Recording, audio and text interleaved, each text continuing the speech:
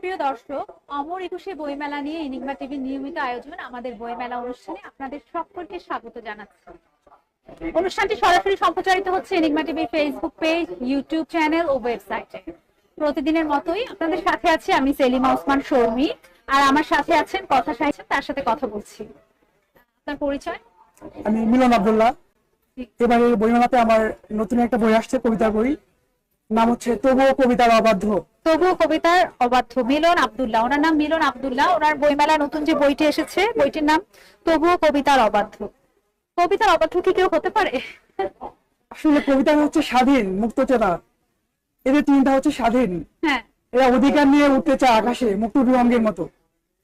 এরা হচ্ছে শব্দের খোঁজে সাত আসমান ভেদ করে পৌঁছাতে চায় আশা আজিম পর্যন্ত। এরা শব্দের বিলেস ছুটতে চায় স্বৈরাচারী বুকে। এরা প্রেম বিদ্রোহের সাথে কথা বলতে চায় অধিকার আদায়ে। এদের রুখে দেওয়া যায় না। যদি কেউ কবিতাকে রুখে দিতে চায়, কবিতারা অবশ্যই ফিরে আসে। অনেক বেশি শব্দ সঞ্চার করে, শক্তি সঞ্চার করে এরা ফিরে আসে। তবুও কবিতার অবাধ্য এমনই একটা বই, এমনই অনেকগুলো অনুভূতির সঞ্চার, যে কথাগুলো আমরা বিগত সময় বলতে পারিনি, এরা এখন ফিরে আসছে শক্তি নিয়ে অধিকার আদায়ের জন্য। এই বইটি সম্পর্কে একটু বিস্তারিত বলবেন, আর বইটি থেকে আমাদের কয়েকটা লাইন পড়ে শোনাবেন দর্শকদের জন্য। হ্যাঁ, আমি বইটা থেকে প্রথম একটা কবিতা পড়বো। এই বইটার মধ্যে যে কবিতাগুলো আছে, সবগুলো কবিতা মূলত আমাদের অধিকারের জন্য। সে অধিকার আমাদের দেশের অধিকার, সে অধিকার ভালোবাসার অধিকার, সে অধিকার আমাদের ধর্মের জন্য অধিকার। তো একটা কবিতা আমি পড়ছি এখান থেকে।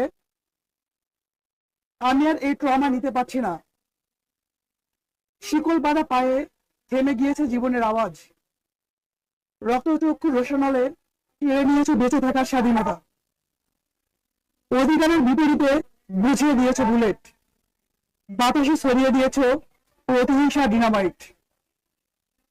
তোমার কণ্ঠের বজ্রধ্বনি আমাদের কান ভারী করে দেয়, তোমার ভয়ে ঘুমিয়ে পড়ে অবশ শিশু, তোমার হেলিপনায় মুক্তির আঁকিয়ে গিয়েছে চার দেয়ালে, পবিত্র পতাকা লাগিয়ে দিয়েছ বৈশাখী কলঙ্কের দাগ।